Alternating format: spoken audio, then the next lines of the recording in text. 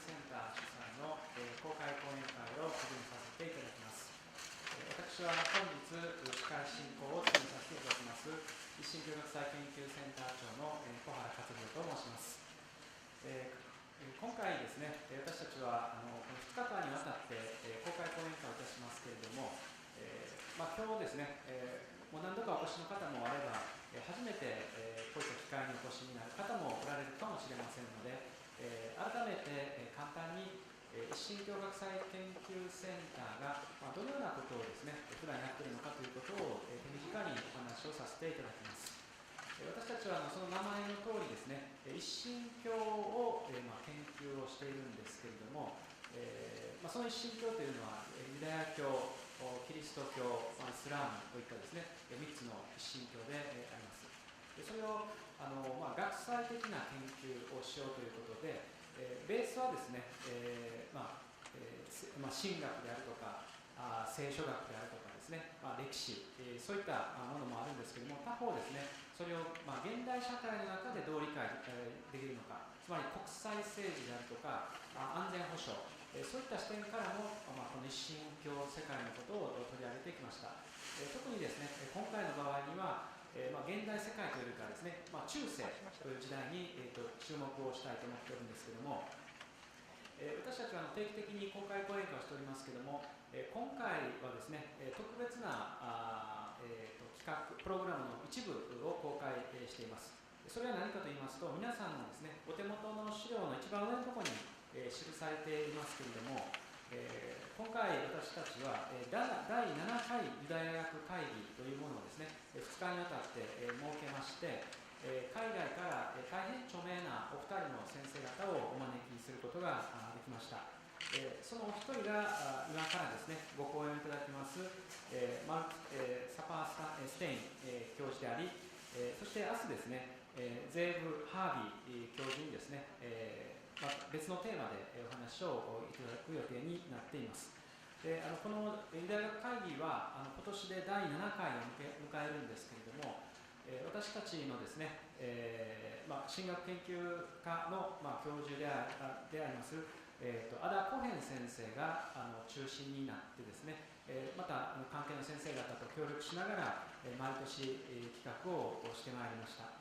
そして今年ですね、テーマとして中世ユダヤ文化の想像力、キリスト教思想、イスラム思想との関係というテーマを設定しているんですけれども、このユダヤ学会議というのはですね、毎年そのユダヤ学とかですね、あるいはそのユダヤ教の歴史などを中心にして、行ってきましたが、ユダヤ教だけのですね、研究会ではなくて、ユダヤ教とユダヤ教を理解するために、それとのですね、関係のあった、例えばキリスト教との関係、あるいはイスラムとの関係、そういうその接点との関係の中からユダヤ教のですね、輪郭を描き出そう、理解していこうというですね、そういう試みをこれまでも続けてきたわけでございます。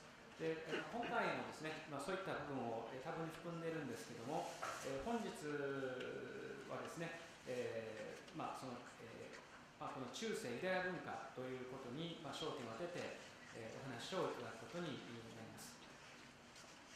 で私たちもですね、日本社会のことを振り返ってみますと、ユダヤ教とは何かということすらですね、おそらく十分な知識を一般に持っているわけではありません。そもそもそれを学ぶ場所がすごく限られていると思うんですね。ですから私たちはなるべくですね、そういったユダヤ教とは何かということを、日本社会に伝えていくですね、使命を負っているというふうに感じておりますし、それをですね、より広くキリスト教との関係がどうであったのか、イスラムとの関係がどうであったのかということをですね、合わせて紹介できればと願って、日々の活動をしております。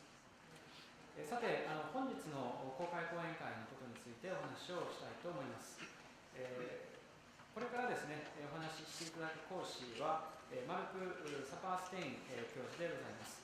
ジョージ・ワシントン大学の名誉教授でありますけれども、先生はこのユダヤ学、あるいはそのユダヤ史ですね、ユダヤの歴史、ユダヤ史の分野において、世界でもですね、最も著名な先生の一人として知られています。そういうですね、高名な先生からお話をですねいただけるということを私自身も非常に楽しみにしています。で先生のですねご略歴につきましてはそこに記していますけれども、ニューヨークでお生まれになりニューヨークで育ちまして、そしてその1行目のところにですね改革派ラビに叙任後ユダヤ学を専攻というふうに記されています。少しですね説明を加えた方がいいかと思いますので、若干ですね補足させていただきますけれども、ユダヤ教といいましてもいくつかですね大きくグループがあります。例えば皆さんキリスト教であると、カトリックとかプロテスタントとか正教会とですねなんかいくつかグループがあるなっていうことをお分かりだと思うんですけれども、同じようにユダヤ教もですね決して一枚岩ではありません。でオーソドックスとかですね、コンサーバティブとか、そしてリフォームとかいうですね、これ改革派の改革派というのはそのうちの一つなんですけれども、そのですね、ユダヤ教のこのラビに叙任されたということです。でラビというのはですね、宗教の教師ですね、ユダヤ教の教師のことです。キリスト教の世界ですと司祭とかですね、牧師という名前がありますけれども、ユダヤ教の中にもですねそういう教師がありまして、一般的にはラビというふうに呼ばれています。その、改革派のラビに叙任された後、ユダヤ学をですね本格的に専攻されたというふうに記されています。で現在はですねそのジョージ・ワシントン大学の名誉教授なんですけれども、ロンドン、キングスカレッジおよび、レオベックカレッジの客員教授も務めてこられました。非常に幅広くですね研究され、また同時にですね世界の各地で教鞭をとってこられた先生でございます。で本日は迫害への応答としての中世ユダヤ文化と題してこれからご講演をいただきます。まずマルク・サパーステイン先生におよそ90分ほどお話をいただきまして、そして最後ですね30分ほどは質疑応答の時間に当てたいと考えておりますので、お話をですね聞く中で皆さんがもっと突っ込んで聞きたいとかですね、あるいは直接今日の講演の話と関係がなくてもですね普段ユダヤ教について感じておられるような質問ですね、そういったことも合わせてお聞きいただくですね貴重な機会になるのではないかと思います。では早速ではありますけれども、これからサパーステイン先生にご講演をいただきます。先生よろしくお願いします。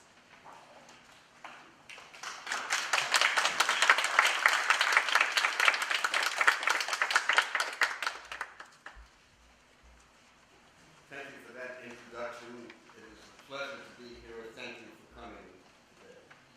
Most educated Jews and many Christians as well about their associations with Jewish life in medieval Christian Europe. The first reaction is likely to be words like intolerance, discrimination, oppression. If you ask them to provide examples, they might refer to the massacres of Jews in the Rhineland communities of Germany at the beginning of the First Crusade, or the ritual murder accusation, in which Jews were accused of murdering Christian children for various alleged purposes, including the use of Christian blood, or the accusation that Jews poisoned the well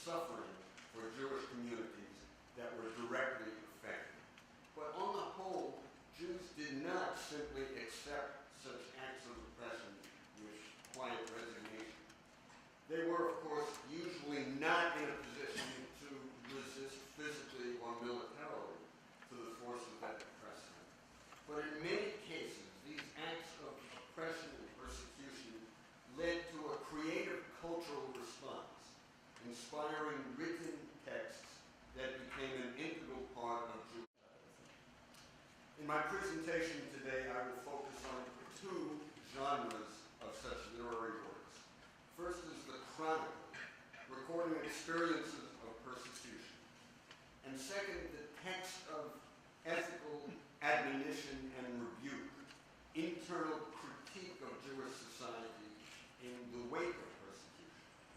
I shall concentrate on 4 critical episodes of oppression to which Jewish writers responded. First, the violence and massacres in the Rhineland communities of Germany in the spring and summer of 1096 as part of the First Crusade.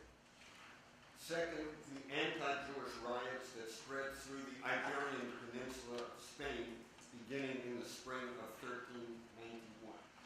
Third, the expulsion from Spain in 1492. And fourth, the attacks upon the Jewish communities in eastern Poland associated with the Ukrainian Cossack leader Bogdan Khmelnytsky in 1648. So first, the chronicles, historical writing. Despite the powerful biblical injunction to remember, and despite the abundant models of historical literature in the Hebrew scriptures, the writing of history was not especially valued by Jews living in exile under Christian or Muslim rule. Long periods elapsed without significant historical texts having been produced. Medieval Jewish intellectual activity and cultural creativity was generally channeled into various genres. Commentaries on the Pentateuch and other books of the Hebrew Scriptures. Analyses of the difficult and challenging passages of the Babylonian poem.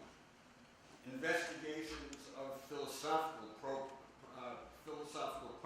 about which we will hear much more tomorrow. Liturgical and secular poetry, and prose stories of fictional narratives. There were very few biographies of great Jewish leaders or holy men, analogous to the medieval Christian biographies of kings and lives of the saints. There was certainly little interest in writing about ordinary people during ordinary times. It was the timeless truths of the classical Jewish texts, Bible, Talmud, Midrash, that were considered to be important, not current events. It usually took special incidents of persecution and disaster to inspire Jewish writers to devote time and energy to a genre of historical writing that had little prestige in traditional Jewish society. The result is that much medieval and early modern Jewish historical writing is focused on accounts of persecution in which Jews suffered unusual oppression by the majority society. So, now on the First Crusade in the Rhineland, year 1096 of the Christian calendar. Several brief accounts of murderous behavior by Crusader armies appear near the beginning of Christian chronicles of the First Crusade. But for extensive, detailed information, we depend on 3 Hebrew chronicles that were written about a generation after the event, although surprisingly never published until 1892. The relations among the 3 texts have inspired a massive scholarly literature ever since the first publication of these chronicles. My focus today is primarily on 3 characteristics of the chronicles themselves as a Jewish cultural response to disaster. So the first characteristic of these chronicles is the fiercely negative presentation of the Crusaders and the sancta and holy things of Christianity. Now that's not surprising, as the events being narrated were essentially murder of Jews or their conversion under duress in order to save their lives by those who were fighting in the sign of the cross. Here is how one Jewish chronicler presents the origin of the First Crusade. So here a quote from the Hebrew Chronicle. Then rose up initially the arrogant, the barbaric, a fierce and impetuous people, both French and German. They put on their insignia and placed an idolatrous sign on their clothing, the cross. When they traversed towns where there were Jews, they said to one another, and here the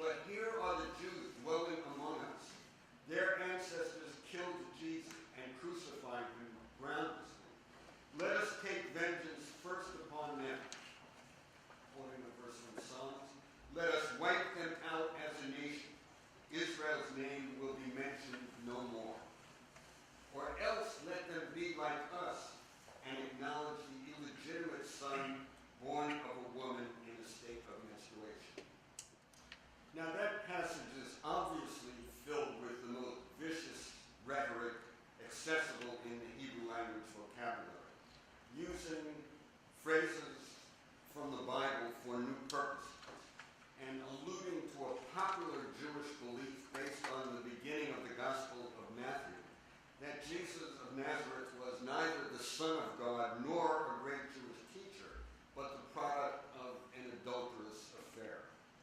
The Crusaders are accused not only of violence against Jews, but of defiling the sacred Jewish scrolls of the Torah. The Chronicles are also filled with calls for revenge. Quote, "May the avenger avenge us in our deeds and before our eyes, avenge the blood of his servants that has been spilled." End quote. These are certainly not very promising texts for contemporary Jewish-Christian dialogue. Now, the second point about the Chronicles. Not all the Christians in these Chronicles are portrayed in negative light as the Crusaders were. Christian leaders, local Christian leaders, such as bishops, are presented as having made a good faith effort to protect the Jews from the Crusaders. When Bishop John of Speyer heard of the first attacks against the local Jews, and here I quote again from the Chronicle, he came with a large force and helped the Jewish community wholeheartedly and brought them indoors and saved them from the Crusaders and burghers, Christians, dwellers of the city, the hands of the Crusaders and the local Christians. He was a pious one among the nations. He seized some of these Christians and cut off their hands. Indeed, God brought about well-being and salvation through him, through the bishop. An account by a different chronicler of a different bishop in a different city presents a Christian religious leader who allowed the endangered Jews to take refuge in the bishop's palace, then went to the church, the local church, and spoke there on behalf of the welfare of the Jews, to the point where his own life was apparently in danger. A clear distinction seems to be made in these chronicles between the leaders of the church, though mentioning the Pope only in the context of the initial call to the crusade, and many of the Christians, both crusaders and inhabitants of the cities. The political lesson drawn was to make alliances with those in positions of power, bishops, popes, nobles, kings, emperors, and not to rely on the neighbors living down the street. In the interest of time, I'm going to skip most of the third section here, continuing the last paragraph of that third section, beginning in a striking rejection. You with me on this? Yeah. The paragraph before I bring in pronouns. Okay?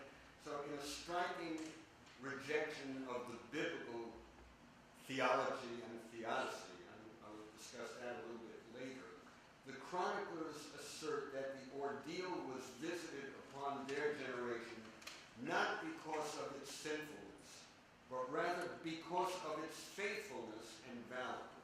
Just as Abraham was tested in the binding of Isaac because his faith was strongest, so it was precisely the unique achievements of this generation that impelled God to select it as most capable of withstanding the ultimate trial.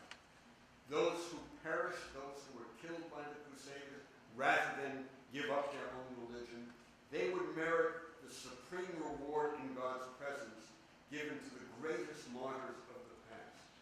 This is another characteristic that makes these texts such fascinating Jewish sources in response to catastrophe.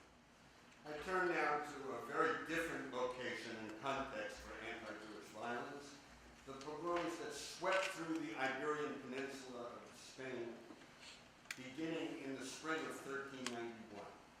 There is nothing corresponding to the detailed chronicles of the Crusades that has been preserved.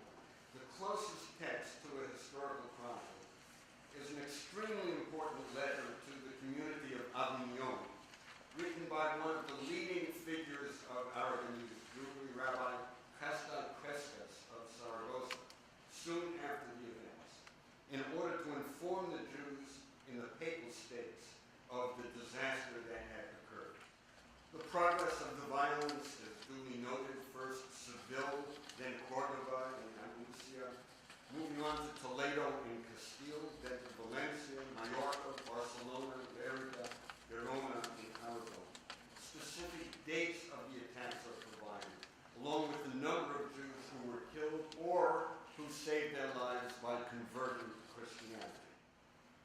The most extensive description is of the events in Barcelona, where Crescas reports the death of his only son, who had been newly married. According to his epistles, some Jews followed the model of Ashkenazi Jews, actually committed suicide by throwing themselves down from the heights of the fortress, rather than allowing themselves to fall into the power of their attackers. Describing the events in Barcelona, Crescas also provides details of the broader context. The royal governor of the city did his best to protect the Jews by sheltering them. The masses and the mobs rebelled against the city leaders by attacking the Jews, and it was decided to punish the criminals severely. But unlike in some contemporary Spanish documents, Spanish Christian documents, no explanation is given for the behavior of the masses. God is the one who was ultimately responsible. It was God who drew the bows of the enemy against his people. God whose anger was kindled against the holy city of Toledo. God who protected the survivors in his mercy in order to preserve a remnant. Unlike the text that I shall describe in the second part of my presentation, there's no attempt here by Crescas to specify exactly what was the cause of the divine anger that led to so much bloodshed. Moving to the third example, the expulsion from Spain of 1492 produced a significant number of Jewish chronicles. Many things were addressed. First, the relationship between the decision to expel the Jews and the conquest of Muslim Granada earlier in 1492. The relative roles of King Ferdinand and Queen Isabella in making the decision for expulsion. それからこの追放を決意するに至ったフェルディナンド王とイサベラ女王の担った役割。The timing of the announcement of the expulsion, close to the holiday of Pesach, Passover. The efforts by leading Jewish courtiers, including Don Abraham Signor and Don Isaac Abravanel, in trying to convince the monarchs to reverse the decision. The role of the Grand Inquisitor Torquemada. The decision of Signor to convert to Christianity in order to remain in Spain. It was a major public event. The number of Jews who left Spain in the summer of 1492. Their destinations, the countries they traveled to, and their experience upon arriving in their new environments. The special disaster that awaited the refugees who were granted permission for temporary passage through Portugal when in 1497 King Manuel ordered a mass compulsory conversion of all Jews on Portuguese soil. And finally, the reasons for the unanticipated expulsion, which put a sudden end to more than 1,000 years of Jewish presence on the Iberian. These chronicles present detailed factual information alongside citation of selected biblical verses, suggesting that these terrible events had been predicted in the Bible and that by implication, just as the negative verses had been fulfilled, so were the positive biblical promises of restoration and messianic redemption. And now the fourth historical event.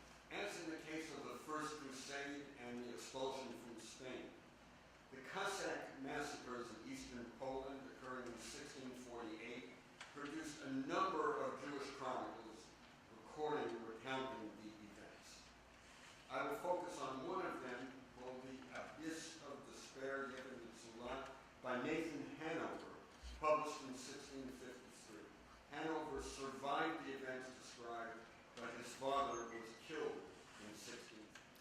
Hanover's introduction presents his work as a record of dramatic events that occurred, preserving their memory for future generations. Now I quote from his introduction. I have related all of the battles and persecutions, large and small. Likewise, the dates on which the major persecutions occurred have been recorded, so that everyone might be able to know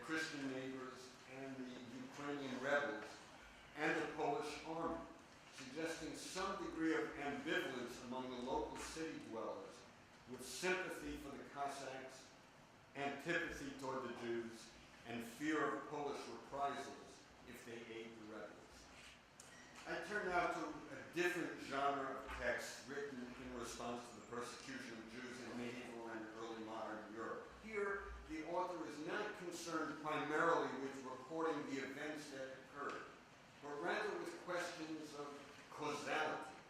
Why the interruption of the normal pattern in which Jews were tolerated as neighbors?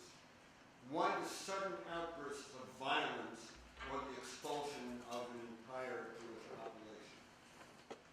Because of the underlying theological axiom or assumption that God is in control of such events, of everything that happens in history, and that these events must therefore be an expression of divine will, the major thrust of these writings, which I call the literature of admonition and rebuke, is to analyze the faults in Jewish behavior that led to the divine punishment. These texts are therefore important for their insight into the problems of contemporary Jewish society from the perspective of at least some of their leaders. Again, I refer to this category of response as the literature of ethical admonition and rebuke. My first example is a work by an early 15th century Spanish Jew named Solomon Alani, who exposed what he considered to be the shortcomings of Jewish religious society following the catastrophic pogroms of 1391. At the beginning of his Igeret Musar, the epistle of ethical admonition, he mentions several incidents of oppression in the past, and then turns to focus on the recent events of destruction in Castile, Catalonia, and Aragon. Unlike Crestus, whom I mentioned earlier in response to the same events, Alani shows little interest in recording exactly what happened. These events were already strongly ingrained in the collective memory of the people. Alani is interested not so much in the events as the cause, and here he gives a classical formulation. I quote from his text.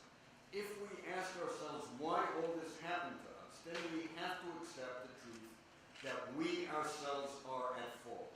God is just and righteous, and it was in his power to help us. We and our own sins caused this evil to happen.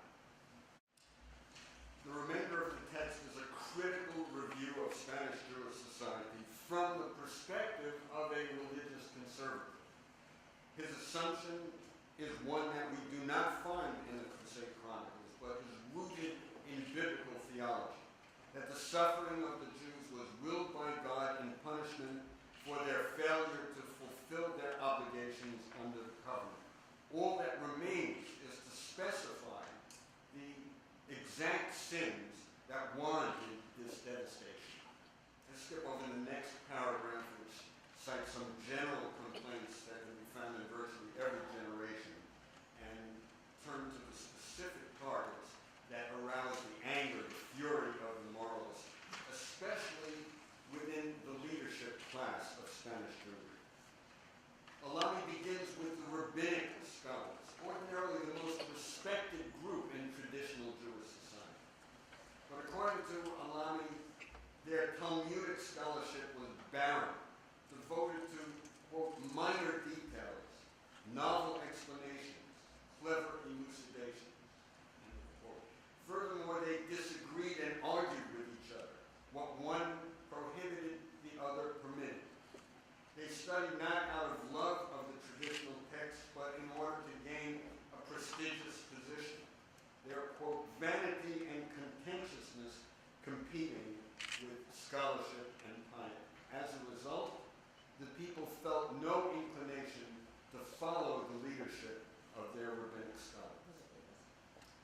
The second group that Alani attacks were those Jews who were unduly influenced by Greek philosophy and interpreted the Bible under its influence. I quote, these Jews believed that Plato and Aristotle had brought us more light than Moses, our master. A fierce attack on the influence of philosophical thinking ensued. Quote, the way of reason and the way of faith are too far apart. They will never meet. Given a choice of martyrdom or conversion to Christianity, Alani asserts that the philosophers chose to abandon their faith, while the unsophisticated Jews were willing to die as martyrs. And so he concludes, and I quote, "May what happened to our philosophers in Catalonia not happen to us. Their strength of faith was surpassed by simple people, by women and children." The third group to be condemned are the wealthy Jewish courtiers who are favored and trusted by the kings. Becoming wealthy, they gave up study and industry, according to Alani. They cultivated idleness, vainglory, and ambition. Even worse, they shifted the burden of taxation to the poorer classes of Jews, so that the wretched at the bottom of the social scale became victims of their tyranny. Eventually, they fell from favor in the court, leaving the Jews without effective representation in times of need. Now, obviously, such a text must not be accepted simplistically as an objective description of late 14th century Spanish Jewish society. For a fuller understanding, we would need to look at the writings of each of these categories, the rabbinic Talmudic scholars, the philosophers, the courtiers, in order to judge how they understood and presented their own behavior, and how they might have responded to Alani's critique. But the points he raises reveal considerable tension within the society, and they would have ongoing resonance. The expulsion from Spain in 1492 also produced a number of texts in the genre of Alani's epistle of ethical admonition. I'll refer briefly to just one of them, the Shevet Yehuda, tribe or staff of Judah, by Solomon ibn Verdi. In one striking passage from this book, the admonition of and rebuke of Jewish behavior is placed in the mouth of a fictional character, a Christian intellectual named Thomas, who engages in a dialogue with a king named Alfonso on the topic of anti-Jewish hatred. In this way, by placing the criticism in the mouth of a fictional Jewish Christian intellectual, Ibn Verda, the author, can express rather controversial views without fully taking credit or responsibility for them. The first point made by Thomas is that hatred of the Jews is not characteristic of intelligent, well-educated Christians like himself, only the masses of ignorant and uneducated Christians. Yet he immediately adds that there is good reason for the antagonism felt by the masses of the Christian population. Jews, says Thomas, according to this Jewish author, are arrogant and domineering. They frequently forget their status as a people in exile, dependent on the goodwill of their hosts. Rather, they behave in a manner appropriate for their status as tolerated guests. Rather than behave in a manner appropriate for their status as tolerated guests, they try to present themselves as lords and nobles, thereby invoking the envy of the masses, the Christian masses. This pattern of behavior, according to Thomas, is exemplified by the Jews of Spain. For generations, they acted with appropriate humility, and there were no major eruptions of anti-Jewish sentiment. I continue with the words of Thomas according to the Jewish text written after the expulsion. But recently, the behavior of the Spanish Jews changed.